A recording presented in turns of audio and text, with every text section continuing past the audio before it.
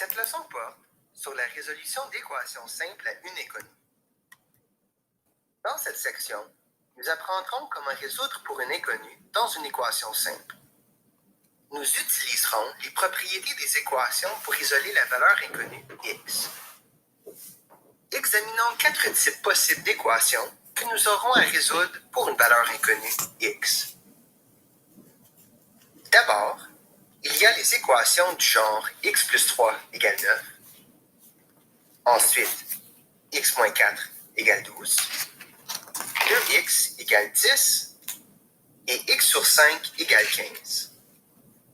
Dans chacun des 4 exemples ci-dessus, on doit isoler le x qui est du côté gauche de l'équation. Examinons la première équation, x plus 3 égale 9. Pour isoler x du côté gauche de l'équation, on doit se débarrasser du plus 3. Le contraire d'additionner 3 est de soustraire 3. Selon les propriétés des équations, si on soustrait 3 du côté gauche de l'équation, on doit aussi soustraire 3 du côté droit de l'équation. Notez qu'au côté gauche, plus 3 moins 3 devient 0. Au côté droit, 9 moins 3 égale 6.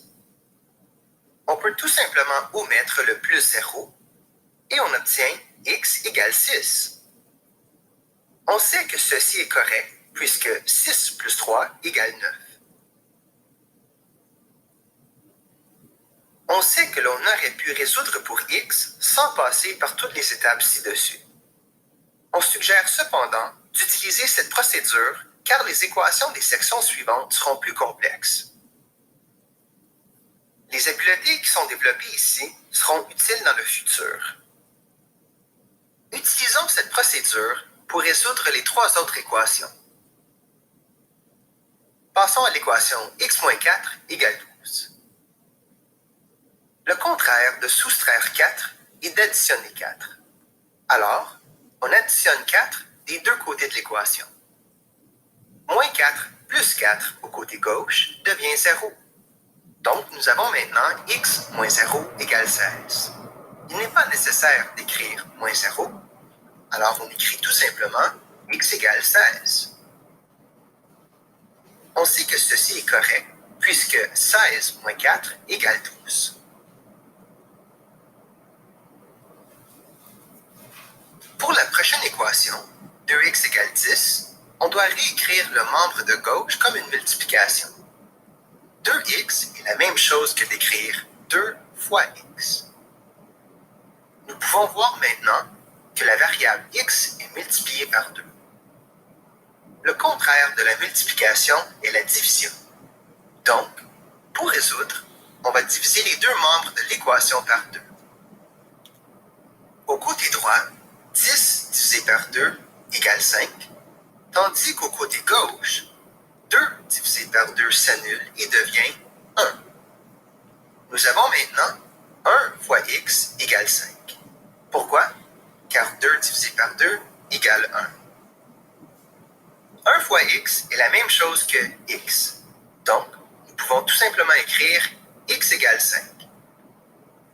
On sait que ceci est correct puisque 2 fois 5 égale 10. Finalement, pour la dernière équation x sur 5 égale 15, le x est divisé par 5. Ici, on multiplie les deux membres par 5. Au côté droit, 15 fois 5 égale 75. Et pour nous aider à effectuer la multiplication à la gauche, on va réécrire 5 comme étant 5 sur 1. Lorsqu'on multiplie les fractions, on multiplie les numérateurs ensemble et les dénominateurs ensemble. En faisant ceci, on voit clairement que le 5 dans le numérateur s'annule avec le 5 dans le dénominateur.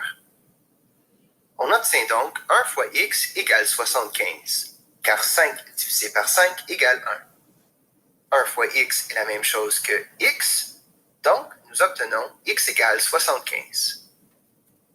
On sait que ceci est correct puisque 75 divisé par 5 égale 15.